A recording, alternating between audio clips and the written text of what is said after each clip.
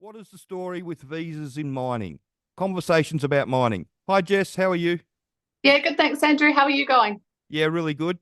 So today we thought we'd have a quick chat about visas in mining because we get a lot of people asking about visas. And what I know about visas, and just want to go on record as saying that we are not experts, and this is not Oh, advice. This is just generalised, information about what we see that the industry is doing. So with visas, especially if you want to work in the production mining side of things, so if you don't have a trade or a degree and you're just trying to get a mining job somewhere, you need to get the sort of visa that you don't need a sponsor for. If you get a visa that you need a sponsor for, you're not going to be able to get a mining job because they're not going to sponsor you. They're looking for people that you don't need a sponsor for your visa. So that's like your working holiday visas. That's why they're so popular at the moment. But also your bridging visas and partner visas and those sort of things. Those are the type of visas. And there's also yeah. some other restrictions on it that you know about, Jess? So we've had a lot of people coming through lately on student visas, which your student visa you can be eligible, but you have to make sure that you don't have any working restrictions on them because some of them you're only allowed to work 24 hours, either a week or a fortnight, depending on what visa you have. So so no working restrictions. If your visa has no working restrictions and you do not need a sponsor, like Andrew said, though that's the criteria that you need to meet to be looking at entry level mining roles.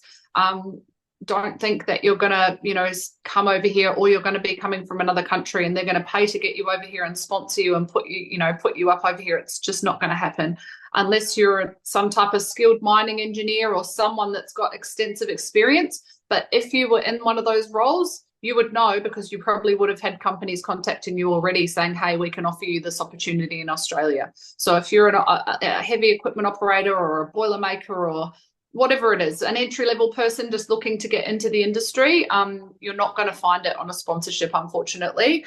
You need no working restrictions and you need a visa that you do not need a sponsor on. Like Andrew said, we're not migration agents. We don't have probably any more answers than that for you.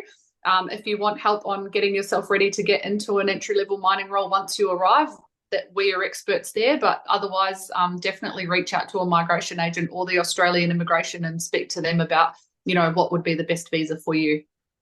Yeah, definitely. And the other thing that I just wanted to say quickly was that with these visas too, and the working holiday visas especially, with the employers that have employed people since it happened. When it first happened, when COVID came in, everybody took people with working holiday visas straight away. Everybody got jobs, and Yeah, unfortunately, from there, it's become a bit hit and miss.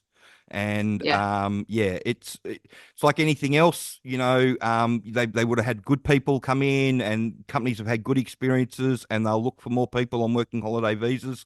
But there's been a lot of people that have had bad experiences with people on working holiday visas. So yeah, you just need to understand that that's what's going on at the moment. So it depends. My advice is to head to a mining town like Kalgoorlie or Mount Isa, where they actually yeah, physically need people all the time. And if you're standing in front of them and you're a warm body and they can get 6 months out of you, then they probably will because it just yeah, makes sense to do it that way.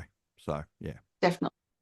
cool. Yeah. So, we just wanted to do that one to clear that up quickly. And I hope that answers your question. And if you've got any questions about the industry that you'd like to be answered, please send them through. And if you could like and subscribe the channel. Thanks. Thanks.